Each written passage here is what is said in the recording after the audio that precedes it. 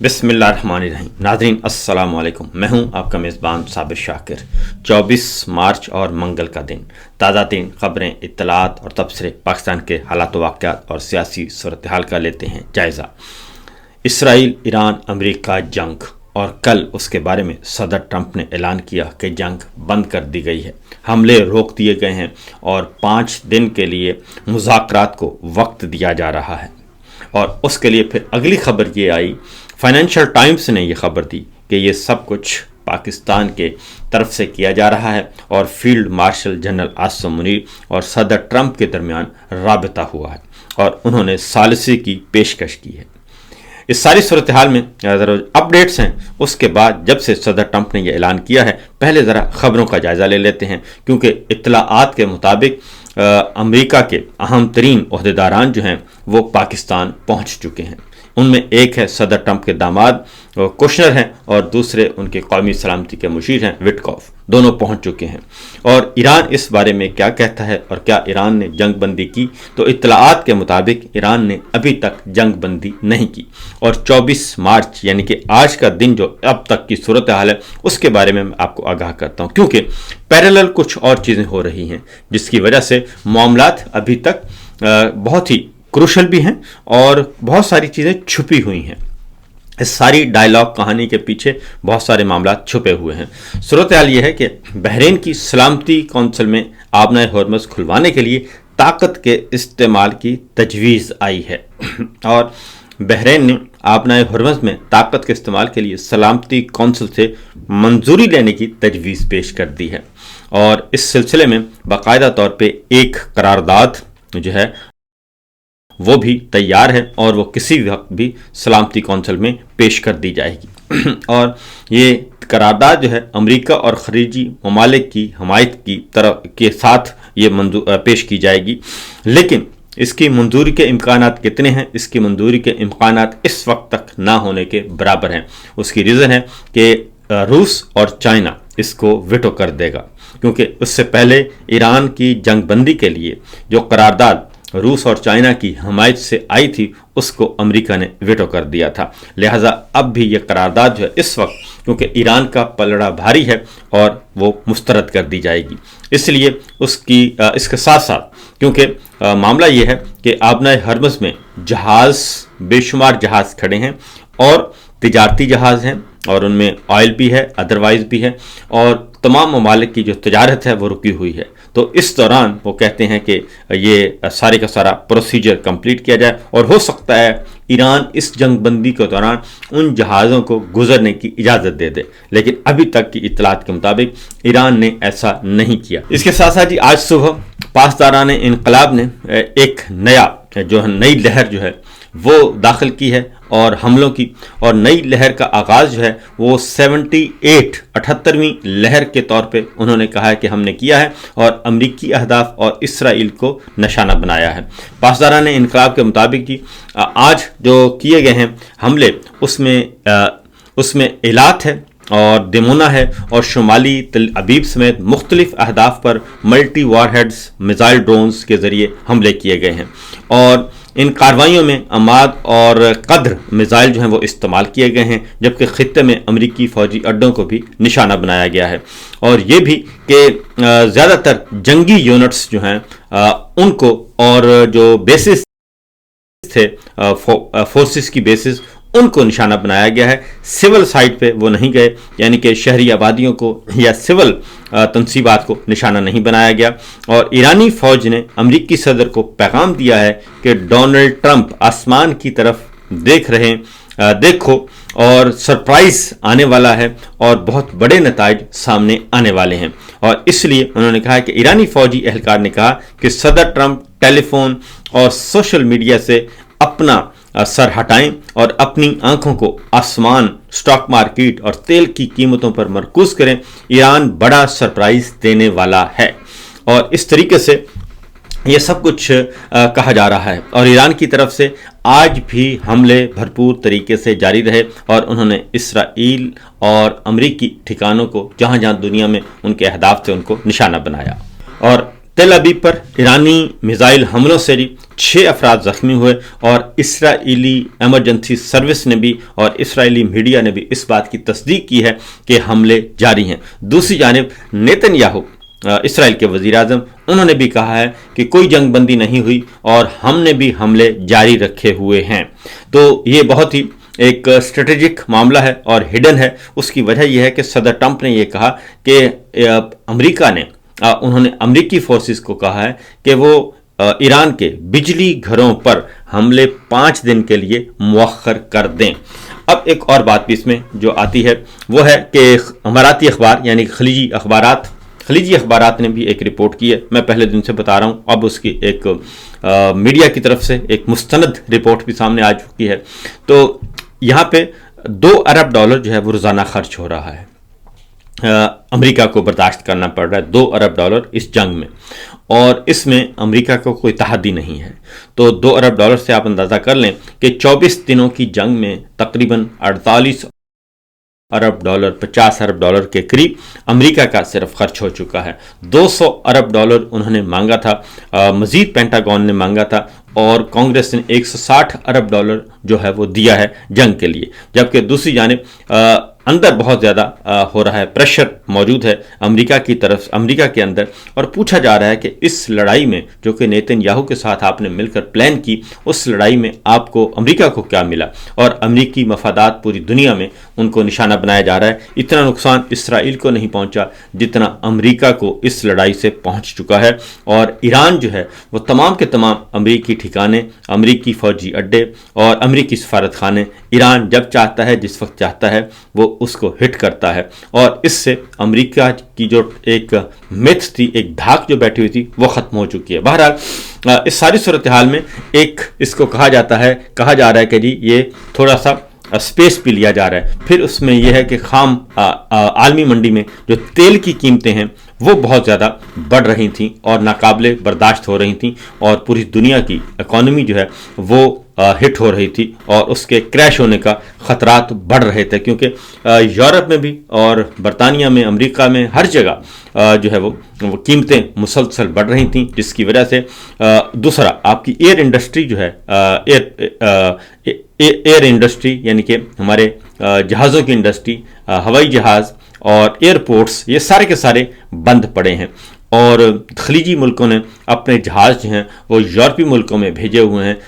वहाँ पे महफूज स्टोर करने के लिए, पार्क करने के लिए, कि उनकी जगह महफूज नहीं है। ये बहुत एक क्राइसिस जो है वो बढ़ रहा है और बढ़ता जा रहा था। इसलिए ये इस बात का इम्कान मौजूद है, खदशा मौजूद है कि ये सब कुछ एक टाइम गेन के लिए भी हो सकता है। क्योंकि अगेन एक और खबर, और वह है कि ईरानी सरकारी मीडिया के मुताबिक ईरान ने इसराइल पर नए हमलों की लहर शुरू की है आज सुबह, और इसराइल के कब्ज़ा करदा इलाकों में मिसाइल हमले किए गए हैं, और इसराइली फ़ौज ने भी ईरान की जानिब से मिसाइल दागे जाने की तस्दीक की है और कहा कि ईरानी हमलों से जनूबी इसराइल में नुकसान की इत्तलाआत मौजूद हैं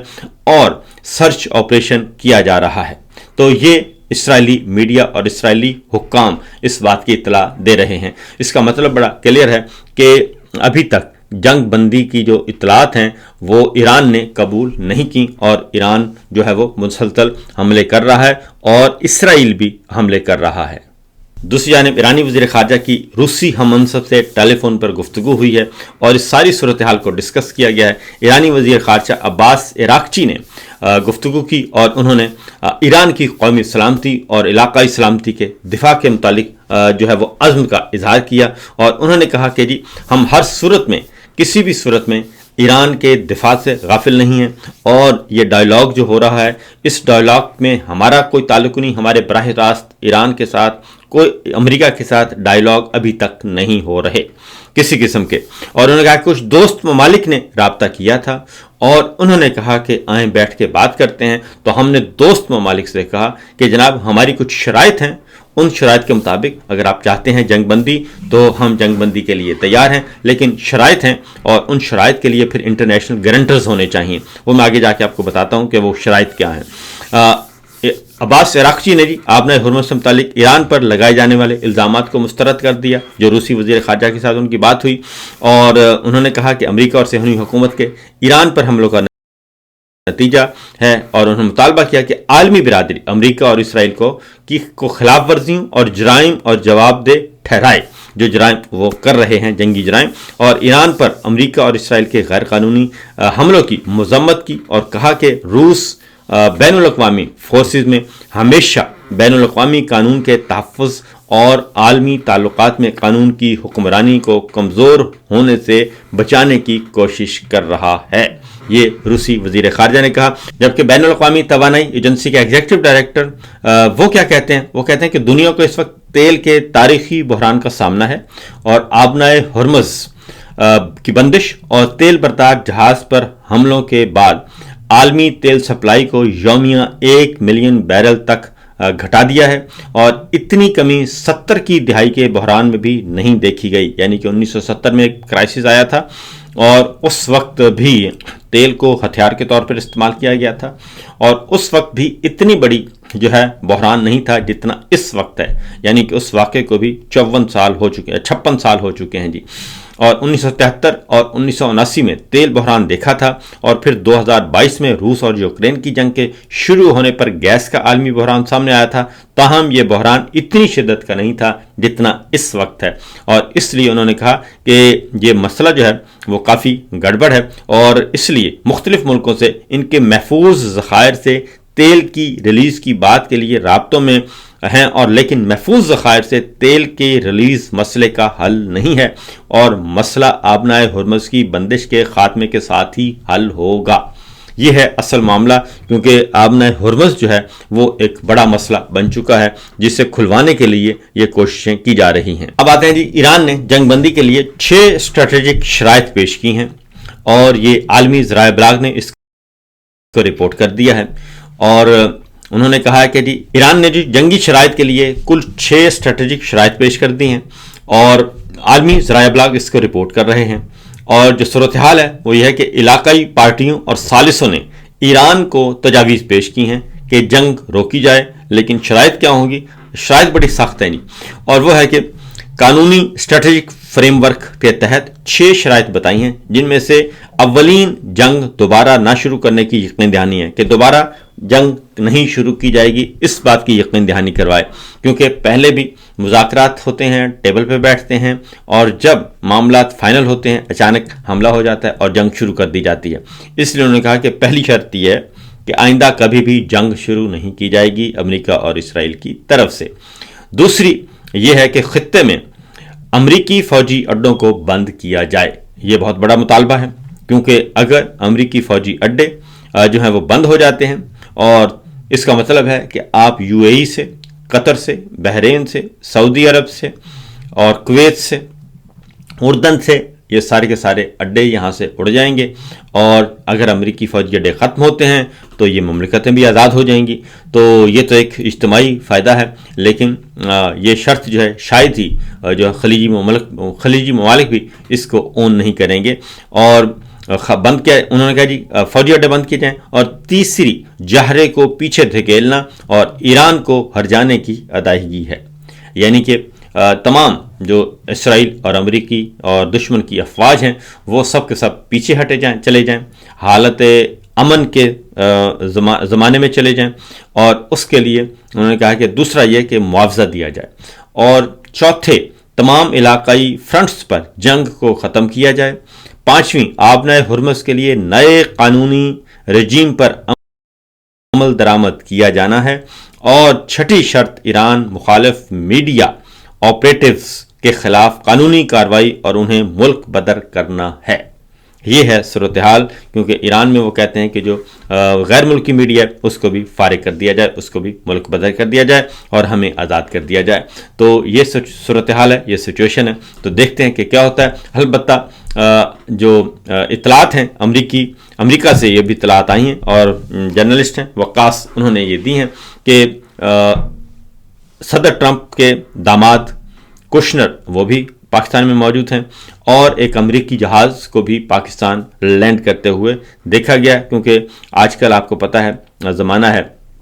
ٹریکنگ کا آپ کوئی بھی ٹریک کر سکتے ہیں اور اس میں کسی بھی جہاز کی موومنٹ کو دیکھ سکتے ہیں. تو پاکستان میں جہاز موجود ہے امریکی، اور اطلاعات یہ ہیں کہ اس میں صدر کے داماد آئے ہیں اور قومی سلامتی کے مشیر وٹکوف آئے ہیں، اور اس وقت وارے نیارے ہیں جناب فیلڈ مارشل کے، اور راولپنڈی کے روح رواں بڑے خوش ہیں، اور وہ اس وقت عالمی میڈیا کی زینت بنے ہوئے ہیں، اور خبریں واٹس ایپ کر کے دی جا رہی ہیں اور بہت زیادہ ان کو اوبلائج کیا جا رہا ہے، اور امیج بلڈنگ بہت اچھی کی جا رہی ہے. لیکن دیکھتے ہیں کہ آنے والے دنوں میں کیا ہوگا اور کیا صورتحال ہوگی، کیونکہ عمران خان کا مسئلہ جب تک حل نہیں ہوگا اور پاکستان کے عوام میں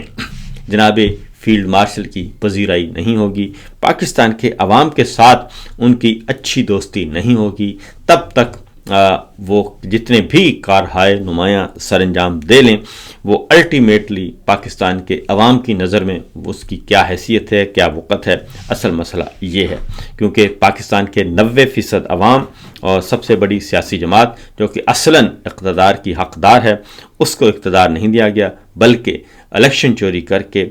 جو الیکشن چوروں کو فارم 47 دیا ہوا ہے. اس لیے سب سے بڑا مسئلہ ابھی بھی یہی ہے، اور شاید 9 مئی کے مقدمات جو آج سماعت تھی ان کو بھی مؤخر کر دیا گیا ہے اپریل